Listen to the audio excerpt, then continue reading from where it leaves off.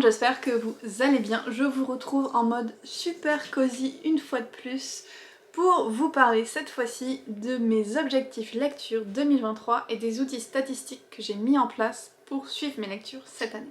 Donc déjà en termes d'objectifs, objectif étant entre gros guillemets, cette année j'ai décidé d'arrêter de me dire que j'allais faire baisser ma palle.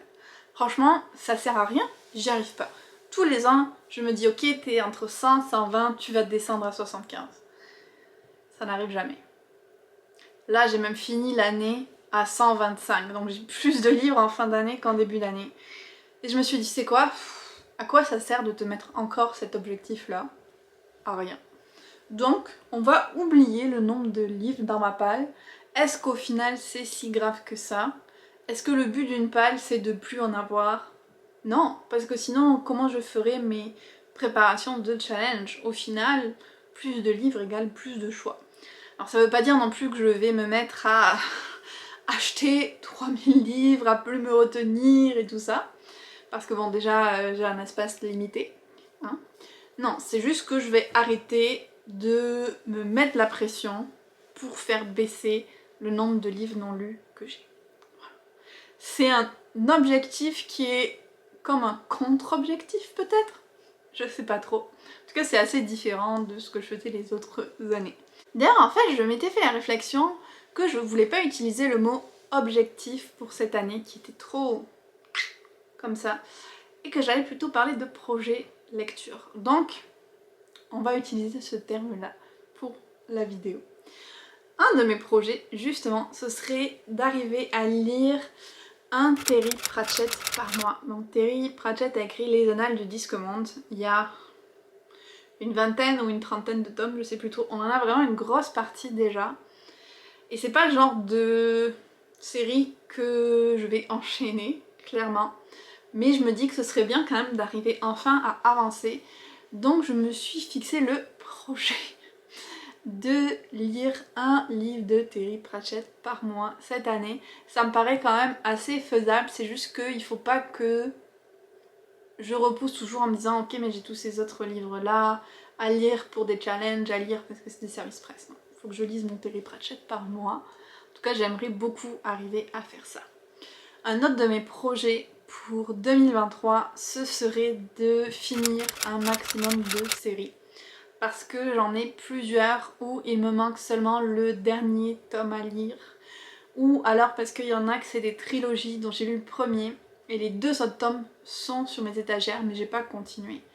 Donc tous ces livres que j'ai déjà, pour des séries que j'ai déjà commencé, je voudrais les finir. Je vais pas vous les énumérer parce qu'il y en a beaucoup et parce que je pense que peut-être je ferai une vidéo spéciale sur mes séries commencées, mais j'aimerais vraiment réussir à en finir. Et d'ailleurs ça commence bien parce que j'ai presque terminé le 3e tome des Loups Dorés de Roshani Chokshi et donc ça va faire une trilogie de fini et on est en janvier. Ça commence bien. Dans mes autres projets on va dire qui sont reliés à la lecture, le plus gros je pense pour 2023 c'est la création de mon Patreon. Si tout se passe bien, la vidéo où je vous en parle sera déjà sortie, donc je vous la mettrai dans la barre d'infos. Et si ça vous tente, n'hésitez pas à aller jeter un coup d'œil à ce que je propose et à me rejoindre dans cette nouvelle aventure.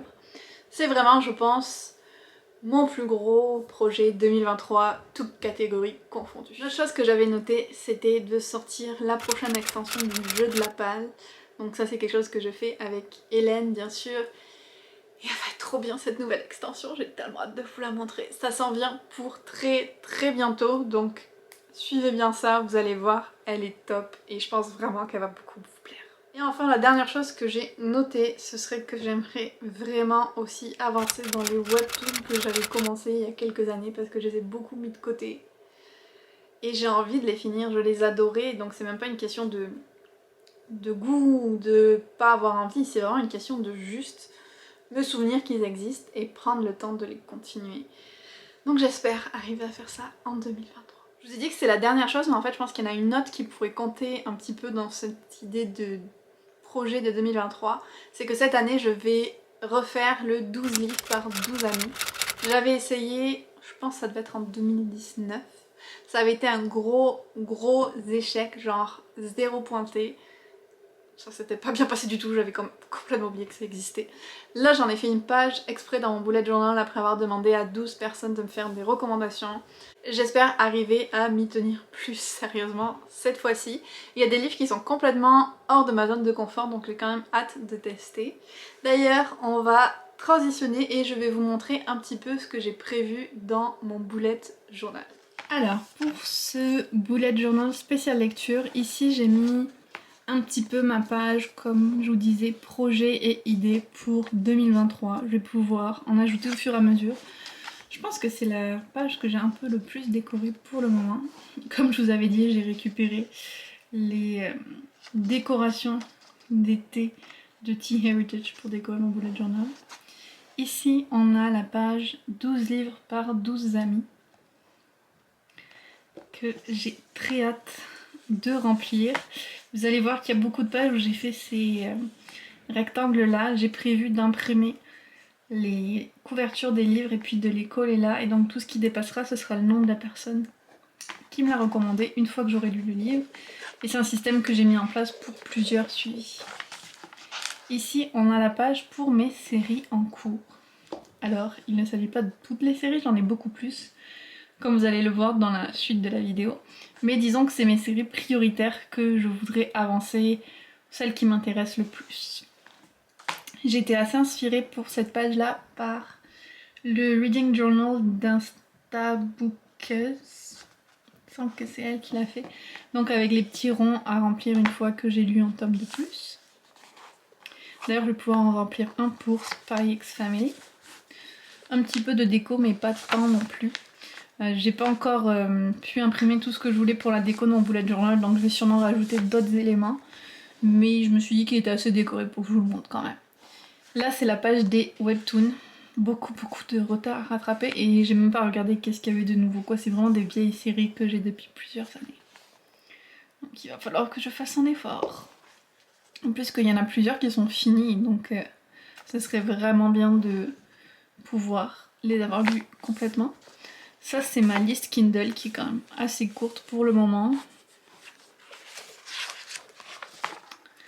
Là, c'est les leftovers from 2021 and 2022. Donc les livres que j'ai achetés en 2021, qui sont sortis en 2021. Et pareil pour 2022. Je vous avais montré dans ma vidéo bilan que j'en avais lu quand même un peu plus de la moitié de 2021. Donc voilà ce qui reste. Et puis là c'est ceux de 2022. Je vois d'ailleurs Shipwrecked, je l'ai mis là parce que j'avais plus de place de ce côté. Mais je viens de le recevoir aujourd'hui, donc il a eu du retard. Je l'ai reçu qu'en 2023, mais bon, on va le laisser là quand même. Lui, c'est sûr que je l'aurai lu d'ici la fin de l'année. Là, j'ai fait un truc un peu différent parce que j'ai fait des Dutch Doors. J'adore. Donc avec les mois de l'année.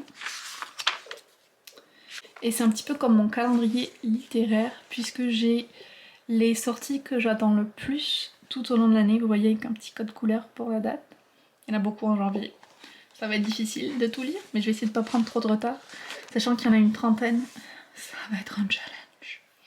J'en profite aussi pour mettre les lectures communes que je fais.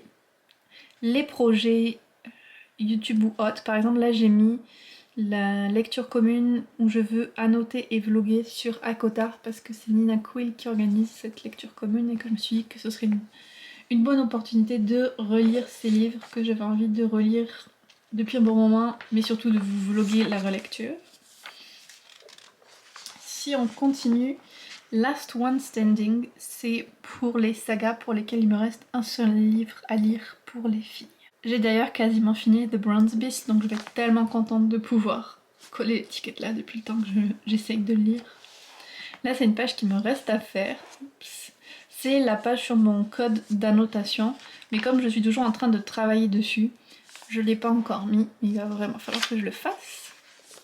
Là j'ai mis une petite déco que j'ai trouvée vraiment mignonne. Ici on passe aux séries télé pour lesquelles j'ai du retard et que je dois rattraper. Là c'est les séries et films que je veux essayer. Vous voyez c'est assez vide mais je pense que ça va se remplir au fur et à mesure de l'année. Et puis j'ai un peu décidé dernière minute, on va dire, d'ajouter des pages sur mes lectures préférées de 2023. Donc pareil, là je mettrai le livre et puis je pense que je ferai soit une partie explicative, soit quelques citations pour chaque livre. J'en ai fait plusieurs pages, j'ai été assez optimiste je pense, mais je me suis dit à un moment, pourquoi t'essayes de comme économiser les pages de ton reading journal alors que tu sais très bien qu'en une année tu vas pas toutes les utiliser de toute façon. Donc je me suis dit, sois libre, fais plein de pages pour tes lectures préférées.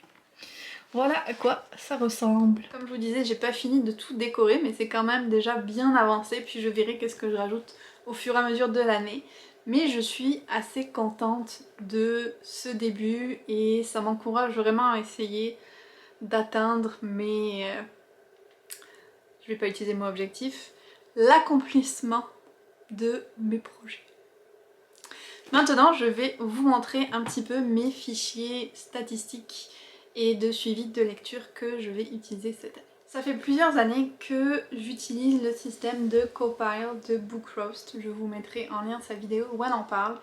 Et je prends son fichier et puis je le réarrange un petit peu à ma sauce. Elle laisse vraiment le fichier disponible à tout le monde, ce que je trouve qui est vraiment super de sa part parce qu'elle fait vraiment beaucoup de travail sur ce fichier. Donc je suis allée chercher sa version updatée, puis j'ai changé certaines choses pour que ça corresponde plus à mes besoins. Donc dans ce fichier, qu'est-ce qu'on a? On commence avec le titre du livre, bien sûr. Auteur, ça n'a pas changé depuis l'an dernier. Le mois, le type de livre, genre si c'est un livre physique, un e-book, un audiobook. La langue dans laquelle je lis. Nombre de pages ou d'heures d'écoute. Le format du livre, ça n'a pas changé. Le genre principal non plus. Et il y avait aussi la catégorie sous-genre que je me suis dit que j'allais garder cette année parce que je trouvais qu'en fantasy, je manquais quand même beaucoup de nuances. Par exemple, entre urban fantasy, fantasy historique, high fantasy, il me fallait de la nuance. Ensuite, on a la catégorie d'âge, ça non plus, ça n'a pas changé. Les types de notation sont toujours les mêmes. Par contre, cette année, il y a les demi-étoiles, ce que je trouve plutôt cool parce que pareil, des fois, c'était pas assez de nuances de pas pouvoir mettre des demi-étoiles. Déjà, même de pouvoir mettre des quarts ou des trois quarts d'étoiles, ce serait encore mieux, mais la demi, c'est déjà ça. Toujours la case pour l'abandon avec en plus une catégorie pour pourquoi est-ce qu'on a abandonné le livre, ce que je trouve quand même intéressant. Comment est-ce qu'on l'a eu? Je sais pas si vous avez vu ma vidéo bilan de 2023, mais je disais que j'allais ajouter Kindle Unlimited, mais en fait elle l'a fait, donc ça tombe bien. J'ai trouvé aussi intéressant, elle a ajouté cette année la partie club de lecture, donc ça va être cool pour pouvoir garder en mémoire les livres qui ont fait partie d'un club de lecture, d'une lecture commune. Si c'est une relecture, série ou one shot, ça n'a pas changé, c'était toujours là. Par contre, il y a une case en plus pour si on abandonne la série. Puis après, LGBTQ, Other Rep, si l'auteur est racisé, ça c'est aussi des catégories que elle a mais que moi j'approfondis un petit peu à chaque fois. Et Review, honnêtement, je suis pas sûre de si je vais le garder ou non pour le moment. Ce qu'elle a fait, c'est aussi, elle a ajouté l'option, j'aurais dû y penser, où la colonne avec le titre, elle se déplace en même temps que on parcourt le tableau. Elle l'a fixé, c'est ça le mot officiel. Ensuite, on a l'onglet qui est sur les statistiques, donc je vais pas y aller trop en détail puisque pour l'instant ça servirait à rien. C'est des statistiques qui correspondent au tableau qu'on a vu avant et ça va être les mêmes que l'an dernier, je pense. À part pour ce qui concerne les séries et dont je vais vous parler maintenant. Donc mon tableau pour les séries, c'est un mélange de ce que elle avait proposé, du tableau que Sous le ciel avait présenté aussi, et puis j'ai ajouté des cases qui me paraissaient importantes pour moi, notamment le type de série. Si c'est un roman, si c'est un BD, si c'est un BD, si c'est une BD, si c'est un manga, parce que j'avais envie de faire la séparation. Je pense que ce fichier, parce que quand je l'ai partagé sur Instagram, il y a plusieurs personnes intéressées, je vais en faire une version que vous pourrez vous aussi télécharger et utiliser, et je mettrai ça dans la barre d'infos. Donc si vous voulez faire un suivi de vos séries, vous pourrez avoir ce fichier là déjà prêt. Je vais vous le montrer un petit peu plus en détail. La première colonne, c'est l'année où on a commencé la série. Alors, un petit peu de honte parce qu'il y en a une que j'ai commencé en 2001, mais l'autrice continue à en écrire, donc je peux pas l'avoir finie en même temps. C'est pas si grave. Par contre, si on regarde d'autres séries que j'ai commencées en 2017 et qui sont finies depuis un moment et que j'ai toujours pas lu la suite, là c'est un peu plus gênant, par exemple Autre Monde de Maxime Chatham. Donc ensuite on a le nom de la série, de l'auteur, comme je vous disais le type de série que c'est. À jour avec la parution, donc là c'est une case à cocher puis j'ai rajouté la couleur juste pour avoir un visuel en plus mais c'est pas obligatoire. Abandon de la série, ça arrive. Si la série est finie, si elle est mise en pause, c'est-à-dire si j'hésite à la continuer ou si elle va dégager. Ensuite, là, c'est pour cocher le nombre de livres lus sur ceux qui sont sortis. Par exemple, Cavalier Vert de Kristen Britain. J'en ai lu 6 sur les 7 qu'elle a sortis. J'ai pas mis plus, mais je pense pas que le 7ème soit le dernier, c'est juste qu'elle les sort vraiment très longtemps. Donc on peut ajouter le nombre de livres qu'on veut dans ces lignes-là. Par exemple, j'ai les Agatha Raisin où il y en a vraiment beaucoup. Donc je vais masquer une partie des colonnes quand même pour le visuel sûrement plus tard et parce que la majorité des séries il n'y a pas tant de tomes que ça. Mais ce sera quand même compté pour mes stats qui sont justement ici. Donc en termes de statistiques, je compte le nombre de séries que j'ai en cours, le nombre qui sont à jour parmi toutes ces séries, celles qui sont finies, alors là forcément c'est à 0 parce qu'on part de qu'est-ce que je vais avoir fini en 2023. Donc c'est que le début de l'année, j'en ai pas encore fini. Celles que j'ai abandonnées et celles qui sont en pause. Ça m'a pris 2000 ans, à peu près, sans exagération, à compléter ce tableau parce que comme vous voyez, j'ai 93 séries.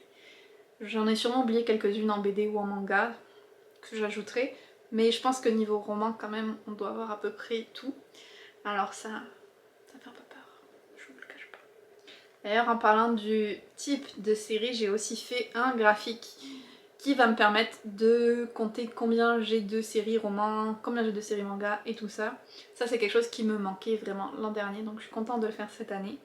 Comme vous voyez d'ailleurs, il y en a 63 qui sont des romans. Donc c'est un peu moins pire que le 93 d'en haut, même si c'est vraiment beaucoup.